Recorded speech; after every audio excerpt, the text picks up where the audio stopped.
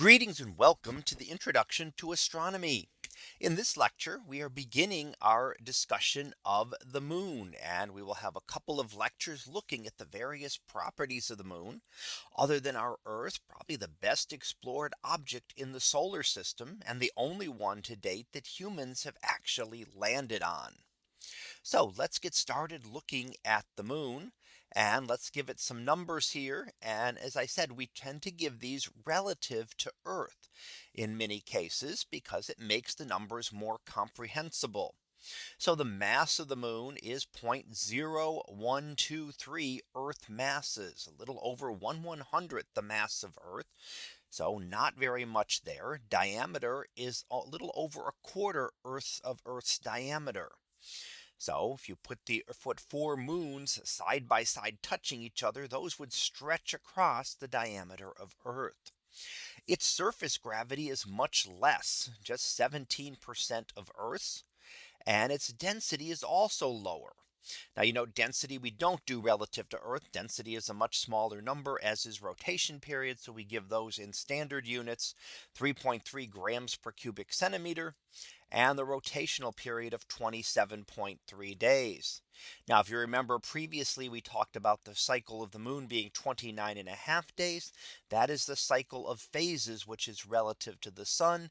The actual rotation period, or the sidereal period, is 27.3 days.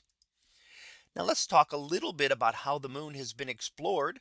We've certainly been able to see the moon since ancient times, but have not been able to see the far side until 1959, when the Luna 3 spacecraft traveled around and looked at the other side of the moon and gave us this first image.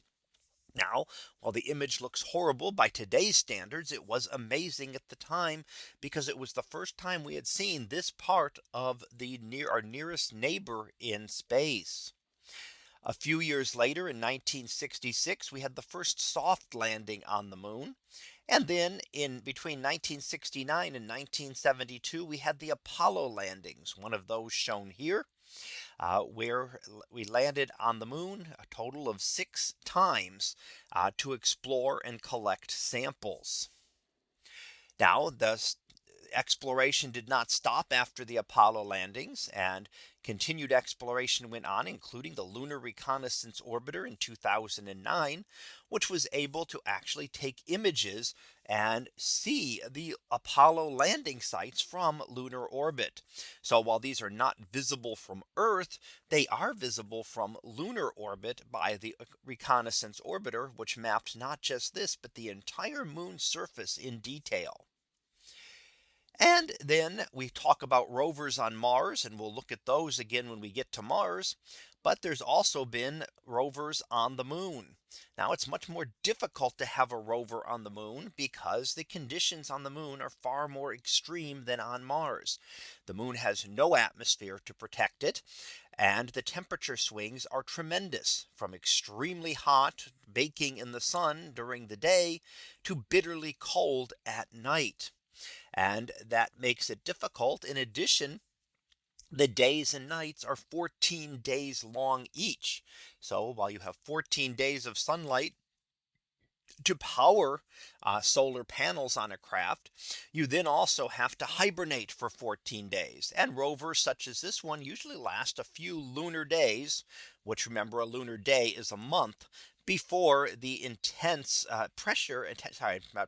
temperature changes become too much for the mechanism. So what is our moon made up of? What have we learned about our moon? Well, it's primarily rocky material. It has far less metals than Earth, and we will come back to this when we look at how our moon might have formed. It has no atmosphere to speak of, but it does have some water ice in craters. Now, water ice cannot exist on most of the moon because the sun would vaporize it during the lunar day. However, the sun can exist near the polar regions in craters that are permanently shielded from direct sunlight. So there are areas on the moon that never get direct sunlight. At some point, if a comet happened to crash into the moon, it could have deposited materials. So is some water ice there on the moon, but much less than we see on Earth. Now the moon is divided into parts. We see that here, and we'll see it here in another image. The moon is divided into two areas, the Maria, which are the darker regions and have few impact craters. And remember that fewer impact craters means that they are younger regions. We also have the lighter colored highlands, which are mini impact craters, heavily cratered. So when we look here, we can see, for example, part of the Maria here and see hardly any cratering.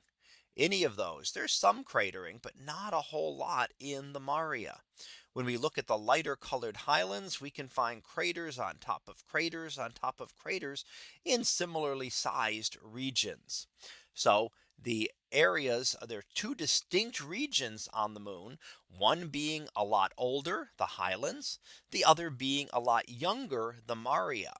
Now, when we talk about younger on the moon, we're still talking about 3.5 billion years old. And that is much older than almost anything we have here on Earth. The highlands can be 4 to 4.5 billion years old.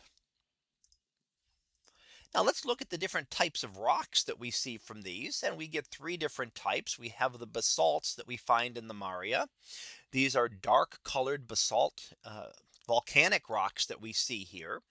And that gives the Maria their distinct dark color. They are also called vesicular, meaning that they have had trapped air bubbles in them. And you can see the bubbly kind of formation here as they melted, were molten from the lava, and the air bubbles, at least the remnants of them, remained in the rock. Now in the highlands, we see a different type of rock we call anorthosite. Anorthosite is the lighter colored, and that gives the distinct lighter color to the highlands. These are also volcanic rocks. They are a lower density rock and older. So they are the higher regions, being a lower density. And we see these again are both volcanic rocks. We not see sedimentary rocks on the moon as we see on Earth. We see only volcanic rocks, and we see breccias. Breccias are created on the moon by impacts. So let's take a look at one here. And they are created by impacts, and the material is melted and fused together to make a new rock. So a breccia would be an example of a metamorphic type rock changed by heat or pressure of the volcanic rocks. And in this case, the heat is from a massive impact smashing in to the moon. Now, how do we get changes on the moon? What things change? The moon is really essentially unchanged from billions of years ago. Yeah, there have been a few impact craters, but overall it's essentially the same. So erosional processes on the moon are very different than what we have here on Earth. We have no wind, no water. The only thing we have on the moon for erosion is meteorite impacts, micrometeorite impacts, something we do not have on Earth. On Earth, we have an atmosphere.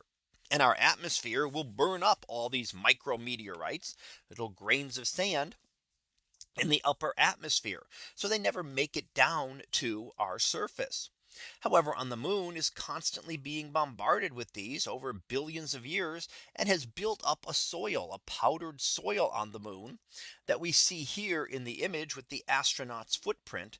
This is what we call the regolith, or lunar soil, which may be an inch or so thick, deep, as you see the footprint here. And it covers the entire surface of the moon. So these micrometeorite impacts will slowly erode away at the moon's surface, but it takes a long time. It is much slower than the wind or water erosion that we have here on Earth. And as we see this footprint, this is what the footprint would look like today. This footprint made 50 years ago would look the same if we were to go back to the moon today and take a look at it. it would be unchanged. That is how slow the erosional processes are. A footprint on Earth would not last 50 years because it would be eroded away very quickly. On the moon, it can last for 1 million years. So let's go ahead and finish up our beginning lecture on the moon with our summary. And what we've looked at, the moon, our closest neighbor, but is very, very different than Earth, has very different regions. It has the Maria, which are the darker colored craterless regions, or mostly craterless, and the highlands, which are the heavily cratered lighter colored regions. And we looked at some of the different types of rocks and the erosional methods that occur on the moon. So that concludes this lecture on the structure of the moon. We'll be back again next time for another topic in astronomy. So until then, have a great day, everyone, and I will see you in class.